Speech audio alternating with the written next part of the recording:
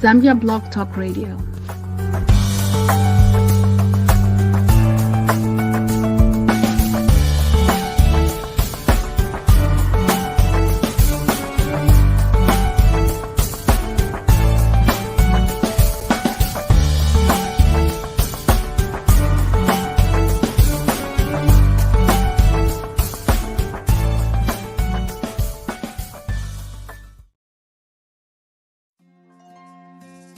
Presenting book titles authored by Derek Chibilu. The following titles are now available: Love as God Intended It, Whimsical Wonders, 50 Tales of Fictional Fun. The Bible Storybook series is available in 3 volumes with multiple choice questions and answers included at the end of every chapter. Volume 1, 50 Bible Tales for Kids. Volume 2, 46 Parables, Tales of God's Kingdom in Our Lives. And Volume 3, Exploring the Transformative Power of Faith and the Miraculous Acts of Christ. Order on Amazon and Barnes and Nobles online. Here is a comment from one reader of Love as God Intended It. I went through it in one sitting. Excellent flow of language and thought. It's a great resource bent on promoting love and harmony in marital relationships. It's a must-read for all people, especially those that belongs to the community of faith. Kudos by Dr. Abel Satali. Both books are available online at Amazon and Barnes and Nobles. You can also get Whimsical Wonders and Love as God Intended It on Google Play Books and Google Books in audiobook versions. Get your child captivating bedtime stories from Whimsical Wonders, 50 Tales of Fictional Fun. The books are available in ebook, paperback, and audiobook at the following distributors: Amazon, Barnes & Nobles, Google Books, and Google Play Books. The word is out. Order your copy today by following the book links that you see on the screen. For more information or questions, email thecblogger@gmail.com. Hurry and get your copy today before they run out. Hi, everybody. Welcome to the show. It's Saturday, June 24th. It's amazing how time is flying. The middle of the month of June is almost going away. Tell a friend, ZBTR is live. I'll tell you one thing. I feel new. I feel fresh because Ave Nevanganda, like Mwansa said last week, is here.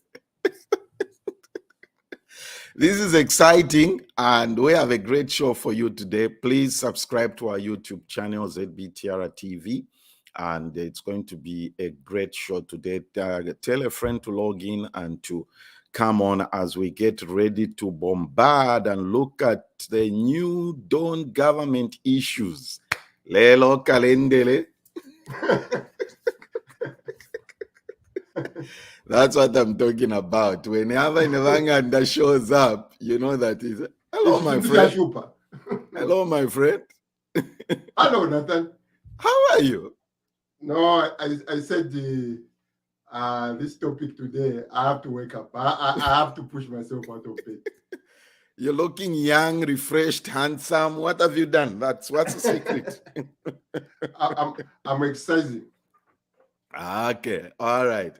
So today we're talking about the new Dawn government and what's their scorecard. We're basically going to go into looking at their economic performance. We're not going to deal with other political issues. And I know a lot of people want to talk about a lot of other things. And our guest today is not a stranger to this show.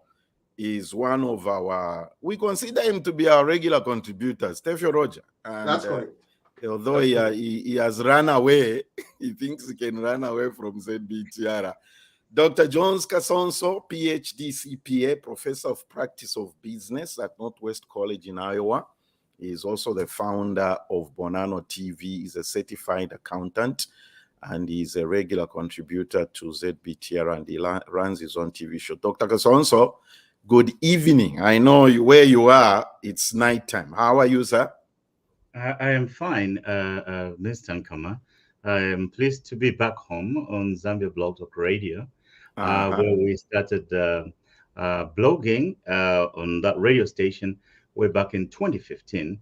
And I was, when I got your call to feature on the show, I was almost timid to say, hey, what have I done? What am I going to clarify? Did I leave Kangomaka Mikoko, you know?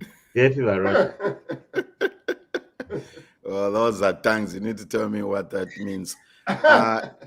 Everybody, I want you to know how significant and special this is, because Dr. Kasonso is on vacation traveling across the world, and Roger, he still agreed to do this. That's commitment right there. No, not commitment. Yeah, you've been away too long. I like it when you say that's huge. Okay. That's massive. What? You've forgotten your Uncle Trump? That's huge. Yeah. Yeah. Dr. Kasonso, I want us to play. Let's start from this point, okay? I want us to play a video clip, and then I want you to respond to this. The headline story going on in the country today, yesterday, day before yesterday, today, that the money out of the recovery from corruption was consumed by the Anti-Corruption Commission. Extremely malicious. That money moved from the Anti-Corruption Commission to the Bank of Zambia. Finance actually held at the Bank of Zambia. I take this opportunity to explain these things. And then from there it was applied to students who would have stopped their education if we did not make that decision, and increased our student loan and bursary scheme, and brought more citizens who would have dropped out of university, and allowed them to get the best investment, which is education. Okay, my question to you is, was the government within the law to disburse of that 65 million kwacha as they did? For those of you listening, that video clip, the president was responding to the accusation that the Anti-Corruption Commission had squandered the 65 million kwacha that was taken, or which Faith Musonda surrendered. Dr. Kasonso, was the government within the constitution to disperse that money the way they dispersed it? Yeah, before I answer the question, I need to put out a professional disclaimer that I am not here to speak on behalf of my employers or any other organization that I'm professionally affiliated with. I come here just to express the views that are just mine, and also are in line with my privilege and right as a citizen to comment on the welfare of my country. So getting that professional thing off, then I am ready to break into the house. The first thing that we have to think about when it comes to money like that, we must, now I must put on the heart of a CPA, we must look at government broad powers in regards to discretionary spending, which ordinarily would be integrated with the supplemental budget. You know, I don't know why we are trying to measure in the minors here, unless it's owners, it's the owners of the contraband now who wants to determine how that money should be used. Yeah. So, but government has discretionary power, discretionary spending powers, and also such ordinarily in accounting terms that would be unexpected revenue. Okay. Yes. So the revenue was not expected; it was not planned for, but government happened to, through its practice of governing, government happened to have some extra revenue. So they have the broad powers discretionarily how to spend it. Yeah, but the accounting rules requires them at some point to reconcile that to the budget, and that would come through the vehicle, the supplemental budget. So there's when you say reconcile that to the budget, what do you mean? What are you talking about? Because this money is what did you say? Unexpected income. So how do they reconcile that in the budget? Usually it's through the supplemental budget. The government prepares, once they are running a budget, there are certain deficits that exist or mismatches. Sometimes it's not deficits, it's surpluses. So they can experience a sudden surplus and then create a supplemental budget on how they are going to utilize that surplus. So that is where that fits in. And they have a choice to make. And they chose education because that's what they're passionate about. So you know, 65 million kwacha. Ordinarily, it's a lot of money. But also we have to look at it as a small amount of money that cannot be spread too thinly. So taking that whole chunk of money and putting it in one thing like a scholarship fund or funds to support the students makes that amount have significant impact in the total execution of the entire budget. So there are supplemental budgets that can allow government to spend money like that. Okay. Yeah. I don't know, Roger, if you want to throw anything on that one, but as far I guess your question, which Dr. Kasonso has answered, let me just add on. You said, what was government within the constitution to spend that money? Yes. Implying, was the due process followed? Yes. Yes. Did they go to court? Did the court say, now you can take this money? Or now it has gone into, I don't know what the Kasonso term you used there. Now you can use it. Those I think are the steps which the people of Zambia are asking, which we were not, I think, told. So what government is doing under HH, if you followed the FTJ case and Manawasa, it took forever. They spent millions of kwacha and they got zero out of that. So under HH, they either you come forward, we discuss as a pre-deal, they would say in America, a pre-deal. Here is a deal. What are you going to give up? I'm going to give up the money.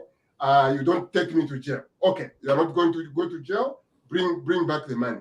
Now, once the money has come, as Dr. Kasonso was explaining, now it has become government property. It is. So they have not gone to court so that we can hear about this. So I think where government was a little bit wrong is not coming back to the people. We have settled this matter out of court. Now, since we have settled, the money has been given, forfeited, so to say, this is government property. We can spend it the way we can spend any supplemental income which comes in. And in this case, we chose to give the students. So what we are saying here, a little bit of transparency, Benabali, that's a little bit of transparency. Tell us the steps, how you use to get this money and to spend it. You see, I know, Dr. Kasonso, you look like you want to comment on this. Roger, that is the argument I have with this government. Communication itairi wino ba Kasonso. I don't want, like I said, I don't want to take this into a political direction. I want us to focus on the economic performance, okay? Honestly, did the president have to make the statement? Why didn't the finance minister Musokotwani address this like Roger said? I have my thoughts on that, but I am here in the Philippines on vacation. I don't want to get into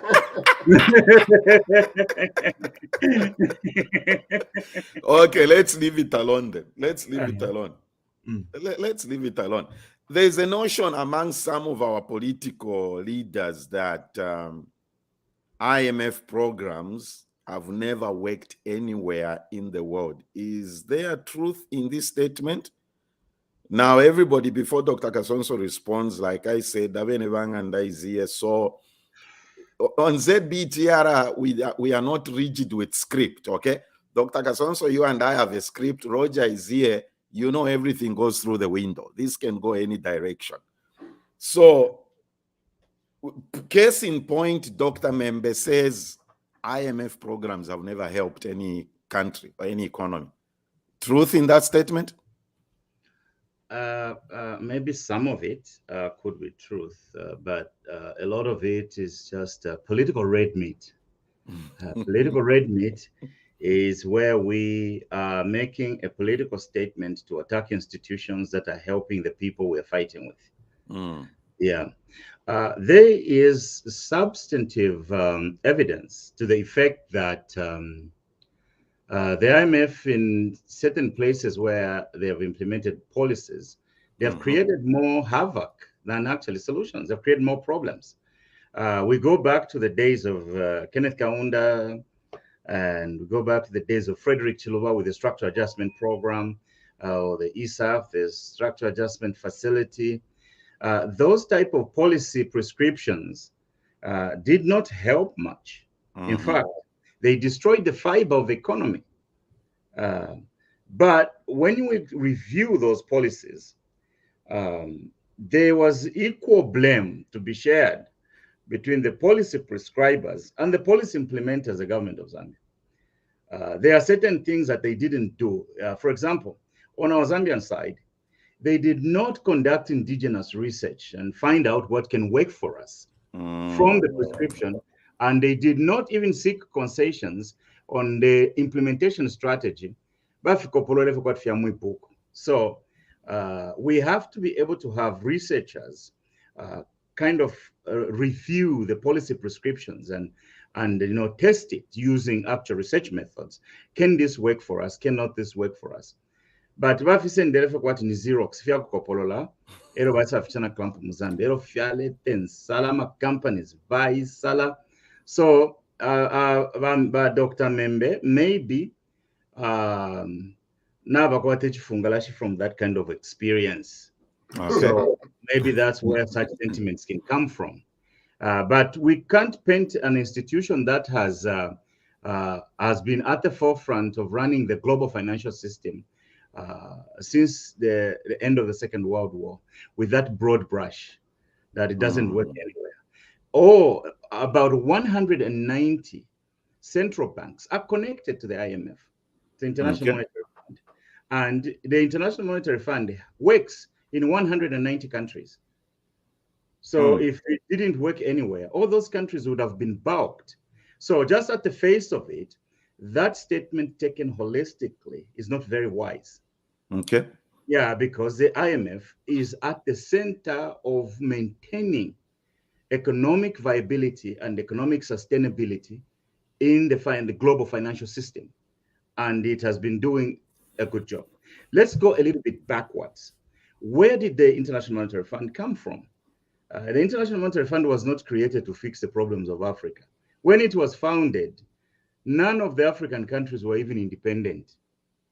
So the International Monetary Fund, coupled with the World Bank, are the institutions that helped Europe recover from a devastating war where they had broken everything. Okay. Yes, so the International Monetary Fund can't say, no, anyway, it hasn't worked. That is not true, because you have to have an historic perspective. What was it created for? But it has evolved over the years, and many changes have come.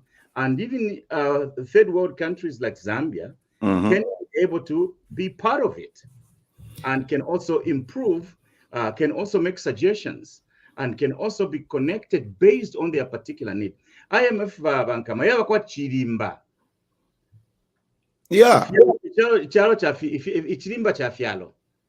And then wale fialo wabikire mwendala meshingi. Eba control IMF. Bazambe ngachakwa nefuta mboku bika mwishingi. Kota siyesu yako lako. Nefuta kala control IMF. Probably before Roger jumps in, probably the argument is coming from the point of view ya kwevati.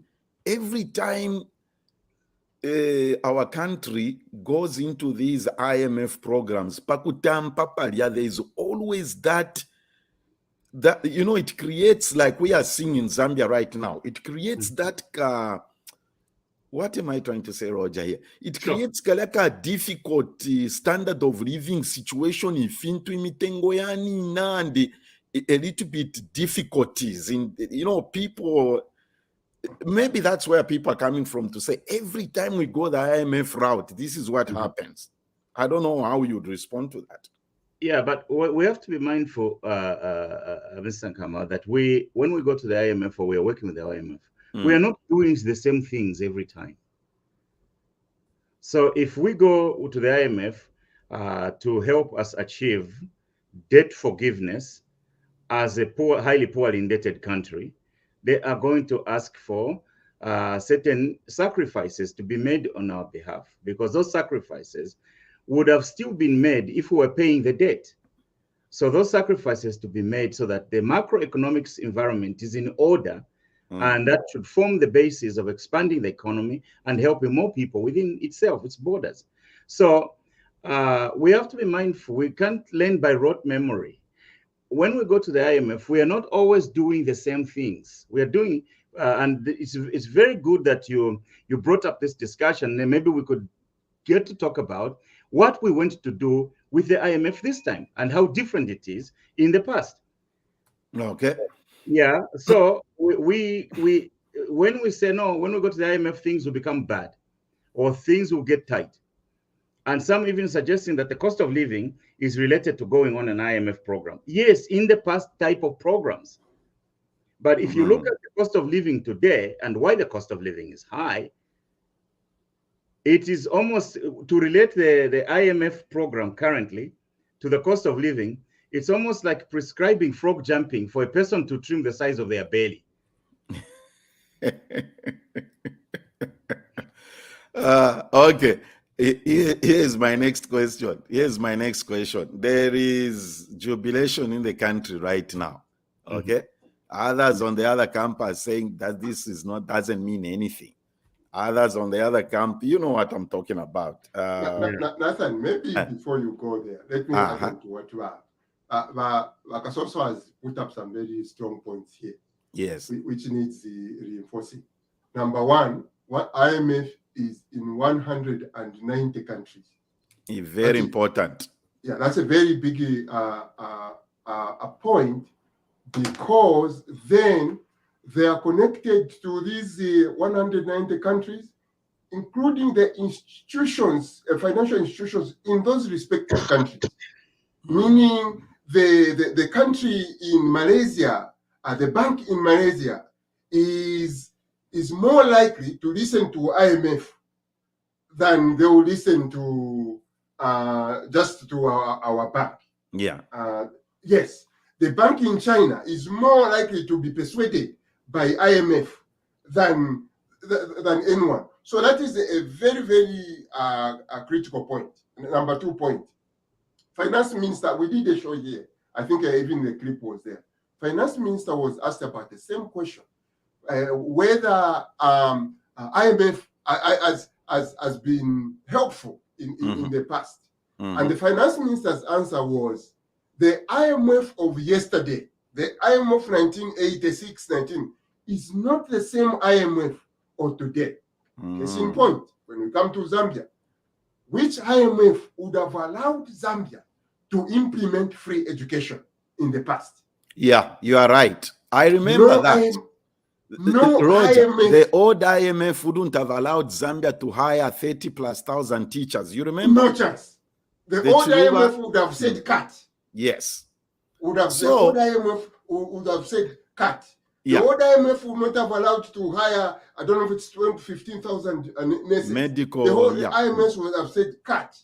The old IMF would not have allowed 25 million constituency development funds to go in the rural areas. The old IMF would have said cut. But now IMF is lifting Zambia and said, the programs you are implementing, they are reaching to the people. This is the new IMF we are dealing with. So I remember when he talks like Kasonso has said, to some of us, he's just a disgruntled politician. we cannot even afford to listen to him. Okay. You're gonna get a feedback on that one. Right now about the IMF. So what is this? Can you explain this? What has just happened between IMF and Zambia? Like I said, others are celebrating, others are saying it doesn't mean anything. What is debt restructuring? What did the IMF do with Zambia's situation? What has happened? Okay, let's start with the basics. The Zambia went to the IMF. It's Zambia who went there. It's countries who go there, yes. Yes, Zambia who went the there. other way around. It's not the IMF that came to Zambia, but Zambia went there this time around. Not a blanket need that our people are dying of malaria, please help us with the money for drugs. No, they didn't go to collect aid. They went with the program and they went with a plan. And the plan that they went to IMF with was to say, hey, we have this huge debt stock, this huge debt burden that is suffocating and chuffing out a lot of resources, and that's why we had the previous government default. So, so our country does not have financial credibility to negotiate with our lenders on more favorable terms. But they have indicated to us that if our nation was working with other nations through the vehicle of the IMF, we could be able to come up with an agreement where we make the debt less burdensome so that we can provide services to our people and create opportunities for economic expansion. So it is the government of Zambia that went to the IMF. Now, let me give you a picture of what has happened. When they took over government, it is estimated that 70% of the nation's revenue were going to paying equity investments of foreign of FDI in Zambia and servicing the debt. So only approximately about 30% was available for running the government and for also in making investments in the economy. So the money wasn't just there. So what the government, what the new government did, which they pledged that they would do, was to go and negotiate so that a lower amount of money can be going to debt servicing, so that there is enough money, which we call in economics, fiscal space. Okay. So there is some money that can be reinvested in the economy to grow the economy and also to invest in social programs for citizens of a country, to such as poverty reduction, economic expansion, and running the government. So they even created a suggestion of how that can be done and how the debt can be restructured, and they created elaborate reasons why the money wasn't there. Now, who did? The Zambian government? The Zambian government. The Zambian government, at some point, maybe after we've removed them from office and we've buried some, we'll come back and sing their names and dance their names in the middle of the song. Minister of Finance, Nava Nankwe, Edo na President wa Opamuleo Tulesha na Karindo. So, so what they did was, what they have done is they have taken of the $13 billion that Zambia owes, they have taken $6.3 billion. Okay. And extended that. For example, if the $13 billion was to be paid in 10 years, so what they've done is to cut that date almost in half and take the top portion, which is the 60, and put it as in a kind of an equal amount to be paid now, the total date to be paid over, it's like adjusting it, to be paid now over 20 years. Now, when you look at the bond schedule, it's an accounting document. When you look at the bond schedule, there are two important things you must look at. Number one, it is the interest payments. And number two, it is the principal payments. Okay. So every year you've got to make a portion of the interest. The cash payment you make comprises of two payments. Part of it goes to pay down the debt, which reduces the carrying amount of the bond at the end of the year. And part of it pays the interest. It amortizes the interest. If the bond was issued at a premium as well, it also goes also to amortize that premium. And most of the bonds, which I will not mention this time, were issued at a premium. So there was a premium to amortize, the interest to be paid, and the bond principal to be paid. So now, by restructuring the date, what it means is that now the government of Zambia, instead of paying high interest rates, a higher principal amount, they are now going to be paying those amounts at a lower rate, but over a longer period of time. They haven't given them money, but they are giving them space to improve the economy and the economic offerings and the investments within the economy. So that is why the people who are drinking Chibuku over this are therefore in order, Bankama, because the debt burden is certified smaller. And the other thing that has happened is that the interest payments are suspended for 3 years. So for these 5 years, President Hichilema will be governing the country as a first term. Takuli kulipira na interest palifyefma bonds. So the amount will therefore be small. So when government revenue comes in, there will be more fiscal space for government to do a lot of things to engineer growth and to make sure that the social programs are funded and the country is running smoothly and normal. Let me play devil's advocate. Maybe those who are saying there's nothing to celebrate here, Dr. Kasonso Roger, they are simply saying, what is there to celebrate? You've just deferred the loan, which eventually I will have to pay. And can you also explain the advantage of doing this? I know you've already said it gives the government and the president to have leverage or breathing room to do other things. So what has happened here? I mean, I owe you money. You say, no, Nathan, you don't need to pay me now. You can pay me 2035. I still owe you. That's the bottom line.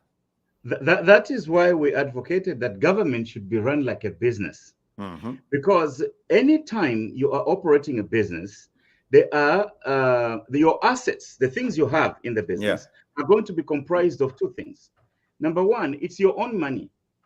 And number two, it's other people's money.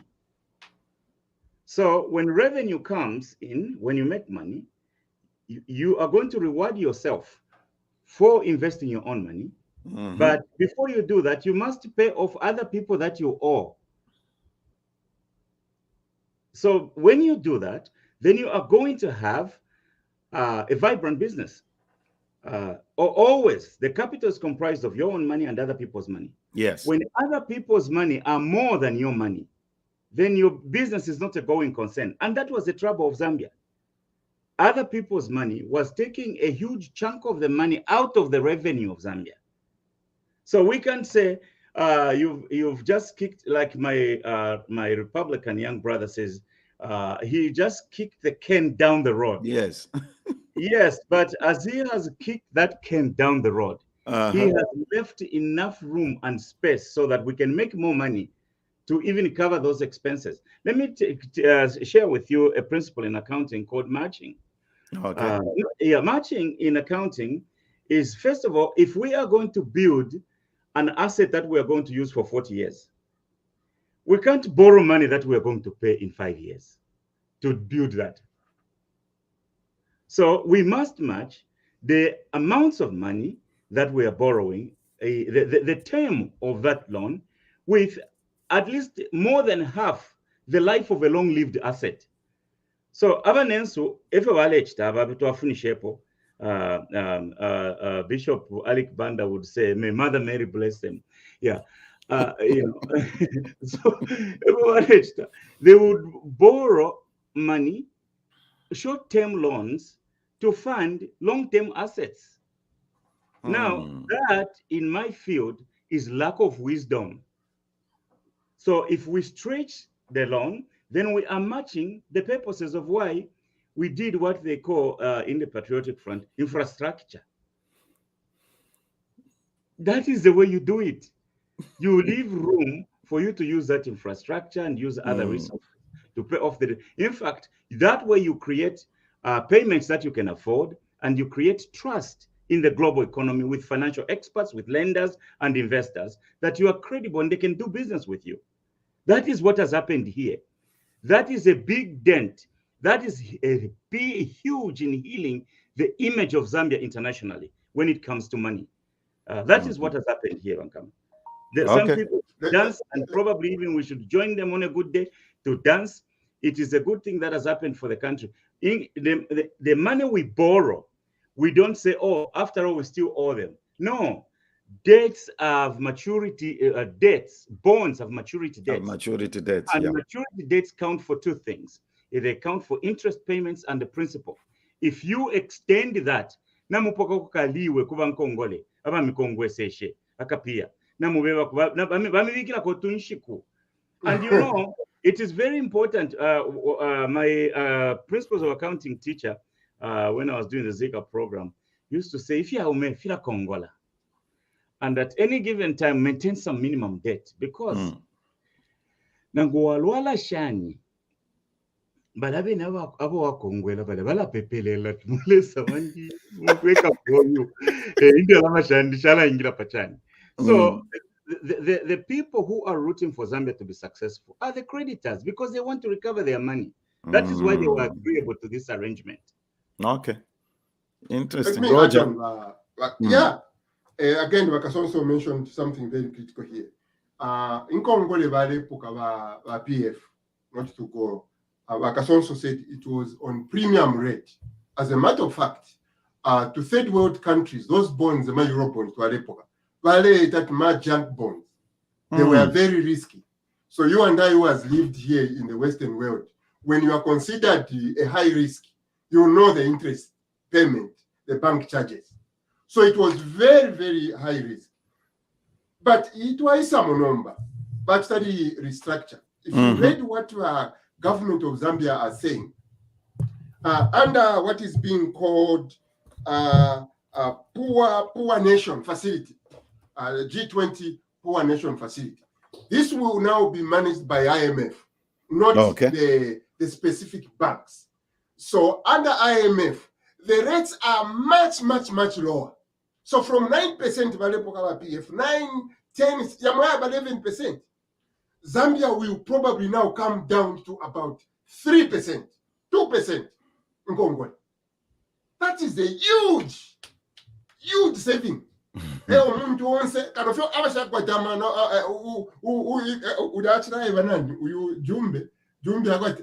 got the mind of a Lucifer. The mind of a Lucifer. This is massive. Just that is massive. Number two, here in America, if you have seen a lot of people who have gotten rich in real estate, those who get in real estate, some of them, all they do nothing is, you've lived in a house for 10 years, your house has got some kind of equity, you go back to the bank, I want to refinance. The bank will refinance in the area 300,000. You also 300,000.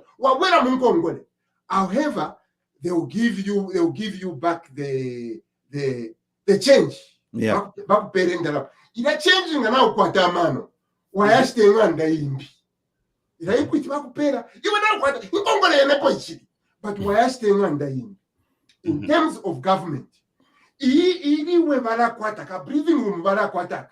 Nganatu kwatamano nasani. Nganatu kwatamano mchano. Walacha number invest into productive sectors.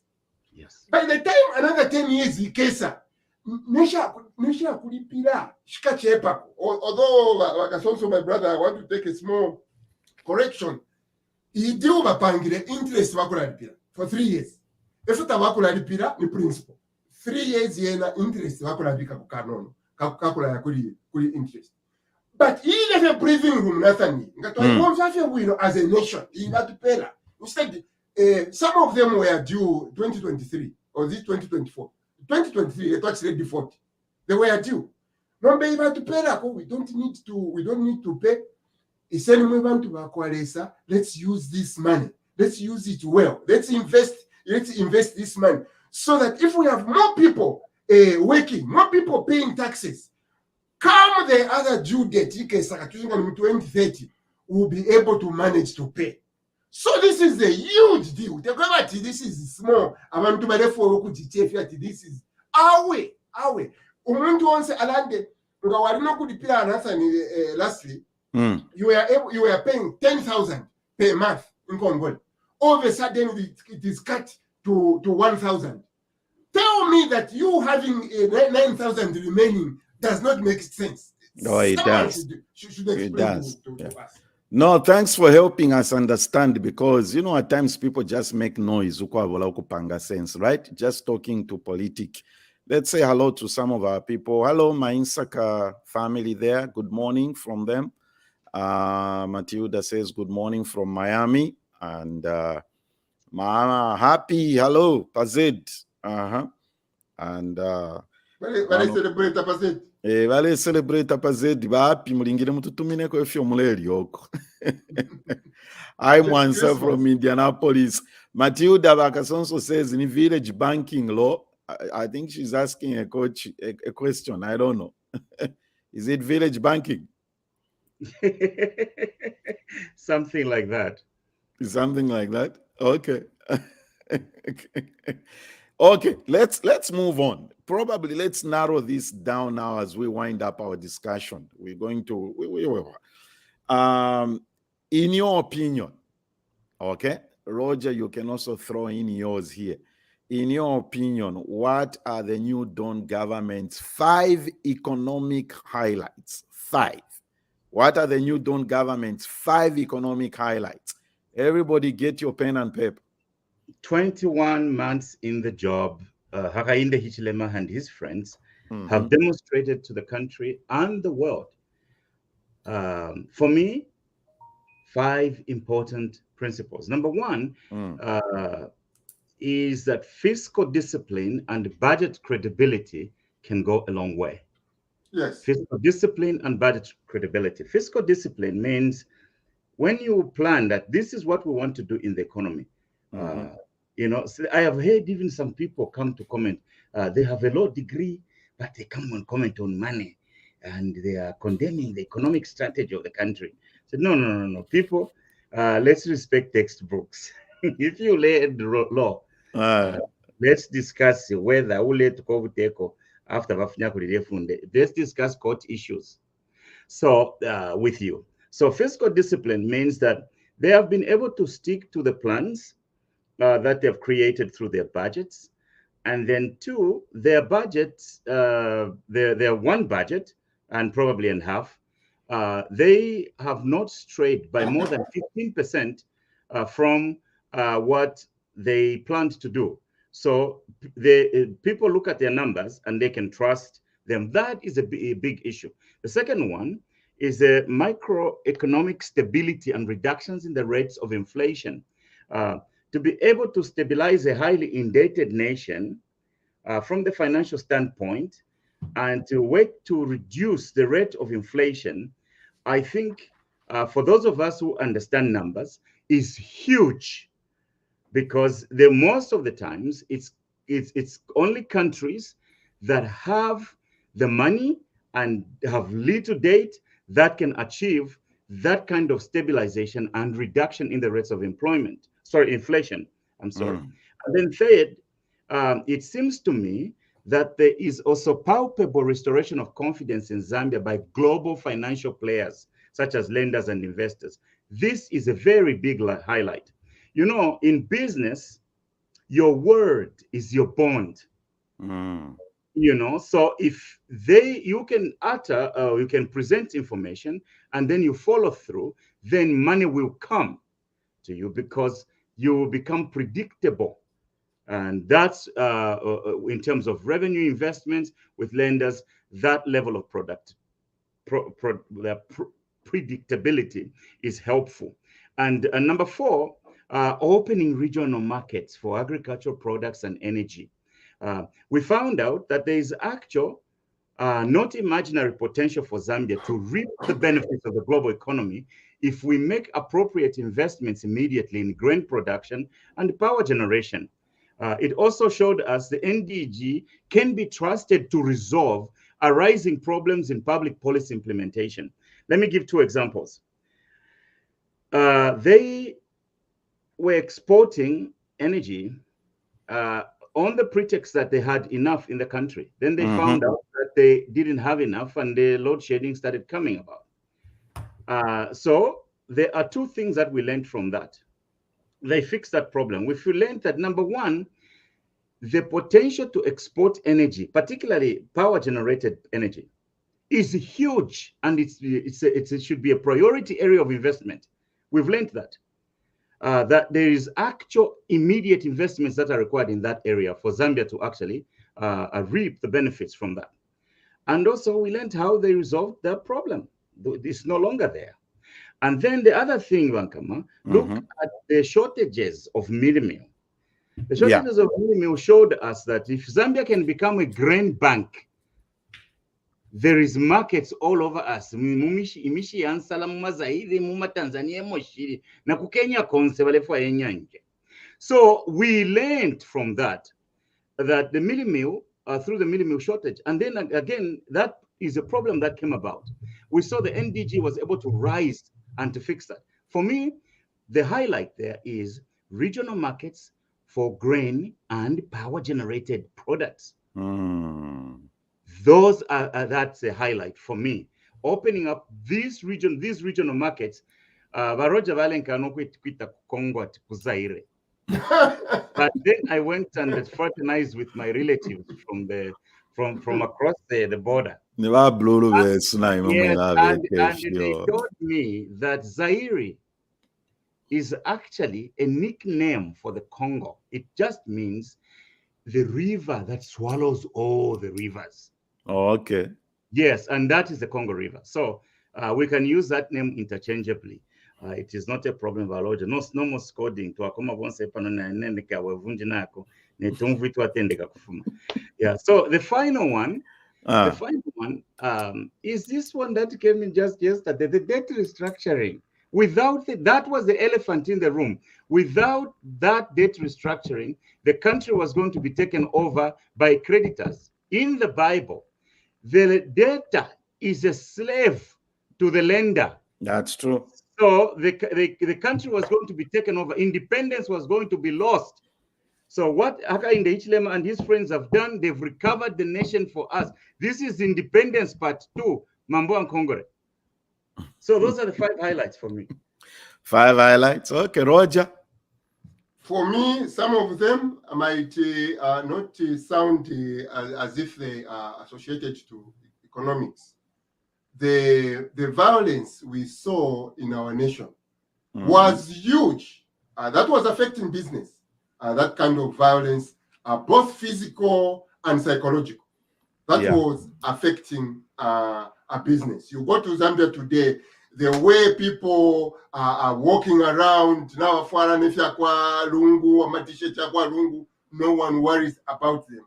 That is to me a huge score, because as the saying goes, in investing, your health is your wealth. Yes. So if you are not a healthy country, you cannot do much. That is the number one. CDF, people of God, people in Mwasabombwe who never saw 25,000, the council never saw 25,000 come in a constituency. Today, 25,000 is coming. With the restructuring, nothing. HH probably will increase the 50 million, 25 million going to Mwasabombwe or to Nalolo. Now that money will be 100 million. You tell me that is not going to have an impact in Kasemba. You tell me Chadiza is not going to have will not need a nightclub, so to say. They will not need the things, what do we call them, nothing. These shopping malls they have in Lusaka. Yeah. You tell me they'll have them now. CDF is huge. Huge, Nathan. Huge. If anything, if you remember, Nathan, you told me, I don't know who told you this, if it was your sister or someone. Pali Lusaka to Anaka. Yeah. People bad in the machine Musawa at Nuevo at Trump Gawarikwete Amaka Lusaka Gawari training face at the Pino Alea Lusaka. We wanted nothing, the money, we wanted the money to go to Masabombe, to Mansa. We wanted the money to go to Menilunga. To Sesheke, where our weed is watching from. Now that money is going, Nathan. That money now is going. Yeah, tell us something about CDF in your area. Talk about the second independence of our nation, Nathan. This is it. If this program can be supported, Mwansa says independence part 2. With a new money which is coming, Nathan, with the new money which is coming, we put Mwasabombe more money. Chadisa is receiving, Chipata is receiving. There will be no central government which will come again. People will be empowered. There will be no need to go to Lusaka. No need. Absolutely.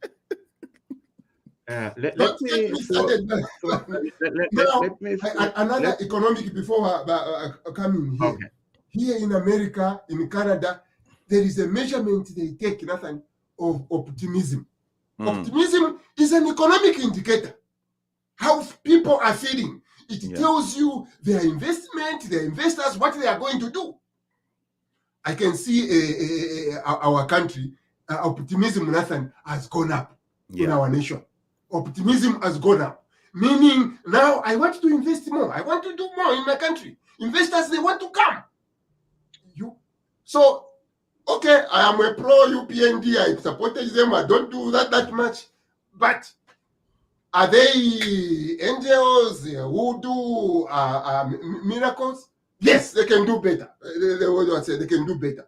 But on this one thing, taking money away from Lusaka to Mwense, it is Jumbe says ni 20-0. Ni 20-0. Hii ni wachitire atishi restructuring. Ni 20-0. 20-0. 10 change go 20 finish boy. You remember Kubwaiche? Yeah. Dr. Kasonso. Yeah, I just swallowed a Vicks mint. So I'll put in a Vicks mint in point Roger. Structurally, CDF is a brilliant idea. But as an accountant, unless I see the results from those funds and their impact on the economy, I will not score that as a highlight yet. Is that your point? Yes. You are also a pastor, but Kasonso last time I checked. You are also a word of God. When the Bible talks about a vision, or in our time here, when we present a vision, it is something you cannot touch. It is not something you cannot express in many terms. But it is a vision. You are willing to see, like the children of Israel. Don't let me start preaching. This vision of seeing Zion. They were in the desert 40 years, 40 years in the desert. They kept on the eyes on the ball. We know we've got Zion waiting for us. The vision for Zambia, when I see money going to Sesheke, I don't need to start. First, let me see the results. I know for sure this is going to work. Dr. Kasonso, one of the arguments or one of the debates that has been going around is the issue. This is our final point, and we end for today's discussion. We can pick it up. The price control in the nation has been one of the thorny issues our political leaders have contended with for years. I don't know what your view is about this issue of fuel price changing every month. Isn't that creating instability in the economy? Because you see, fuel affects a lot of things in our economy. Remember, most of the citizens use public transportation. So I don't know. Any comment on that? I think for me on that question, the starting point is understanding what constitutes cost of living. Yes, what constitutes of cost of living and how it is calculated. Typically, cost of living is calculated by comparing the prices of a range of goods and services on which consumers spend their money. And then costs are broken down by category like healthcare, food and housing. And then they're weighted based on the spending patterns and individual budgets. Now, what are those categories of cost of living? We hear people talk about cost of living, cost of living, cost of living. And how does it relate to fuel and all those kind of things? That's what I want to get at here. So let me give 7 components of what I believe are the most appropriate and most closely used categories for cost of living. The first part is the groceries cost, the cost of groceries. And then the second part is the housing cost. The third part is the utilities, the phones and what we pay for energy. And then the transportation costs. And the transportation costs, we're talking about the cost of gas and other things, and now the movement of the people affected by that. Then we're looking at healthcare costs, and where basic education costs were part of the family expenses, we will usually also include them. So the people who made families pay for education, they were increasing the cost of living. When the new government comes in and takes away that cost, they are reducing the cost of living. And then we look at miscellaneous costs. Kujako ka hamburger, pizza, fried chicken, ka hair party, saloni, Hungry Lion, dry cleaning, kuchita shati zisuma mule mweka buno kunchi pama interviews na kulito gelo, and boy jeans, women's slacks, and washer repair. If you have one, kuchita newspaper, ungamchimula newspaper, yoga na tennis, and all those kind of things. Beer and wine. Those are miscellaneous costs. They are also part of the cost of living. Yeah. I mean, people need to have a social life. Yeah. So now, when people say that the cost of living is related to dealing with the IMF, but it's only for akafumo kake kalapari tataka kapone na ukabova fekuma bokoa ina. So the IMF, what has the IMF got to do with the direct cost of that to the households? Particularly this deal, in my estimation, it's nothing. But according to the World Bank, think about it, more than 61% by 2015 of the Zambia's 19.6 million people earn less than the international poverty line of $2.15 per day, compared to 41% across sub-Saharan Africa.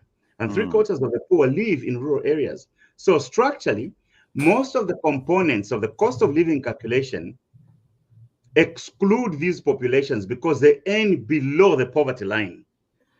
Before talking about them or to them about the cost of living, we must first raise their standard of living, which must be confined to poverty reduction measures and related interventions. Now, let's look at the 39% of the population who directly relates to the high cost of living based on the elements we've cited.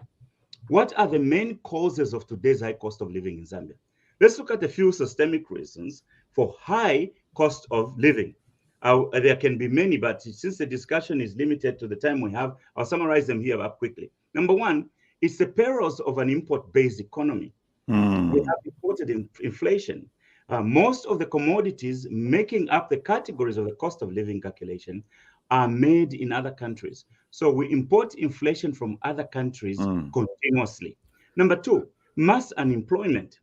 The few that are employed in Zambia cannot earn enough to cover the cost of the goods and services. So the seller of those goods and services must sell at higher prices to earn enough profits to stay in business. Number three, a huge debt burden that constrains the expansive government spending is a major cause. So, IMF to fute what are systemic reasons why the cost of living is high in Zambia. The cost of living high the cost of living. These are systemic issues that we must deal with together. If increase price, yeah, fuel here and there, but government to control kamutengo ka fuel ka run out. Fika chita affecting exchange rate. Fika chita affect the inflation of other things. So they don't want to be caught by surprise. At least they can control one thing that is being affected by things that they can't control, such as the war in Ukraine. Actually, a damn war in Ukraine. Thank you. All right. Final word, my friend, before we go away. Well, as Kasonso talked about the import based, again, I go back to CDF. HH has said it doesn't want a desk to be made in Lusaka or in China. What does that do to our imports? At least that small part, as stayed in our country. What does it do? We create more jobs. We are going to create even to the fiambo kuwamako. Not next creating stock China, but then pay off fiamma desk. Nangumaliva dam awe. So on that basis, and all these things they make our one okay very quickly. Mlesta import our desk. Mlesta import toothpaste. Mlesta import whatever. So you put pressure on your dollar. Your kwacha loses the value. Guess what? So you are still importing gas. You're expensive. as we reduce pressure tuambo kuipangira amadeski pressure yambo kubwera panshi na kwacha mwana na makayala nina amaka kwacha ngayanina tukalashita na gasi ikachipano kuchipa twalatampano kumeka mwewe na Zambia. That's true. Hey, Dr. Kasonso, thank you for taking time out of your vacation to do this. Don't be a stranger, Misho. Don't be a stranger. You are a true patriot, my friend. Everybody, I'm sure I speak for everybody. Everybody's excited to see Roger here. And I was like, okay, I know what topics to bring up to make Roger come out of the cave. That was our show today. Yeah, Encourage your friends to subscribe to our YouTube channel, ZBTR TV. Follow us on Facebook, Zambia Blog Talk Radio. We are also on Twitter, Zambia Blog Radio. Our guest today was Dr. Jones Kasonso, PhD, Professor of Business Practice. Thank you, sir. Enjoy your vacation. And like Roger is saying, don't be a stranger. Thank you. Thank you. See you after the vacation. Please don't call again. Until then. Bye. Zambia Blog Talk Radio.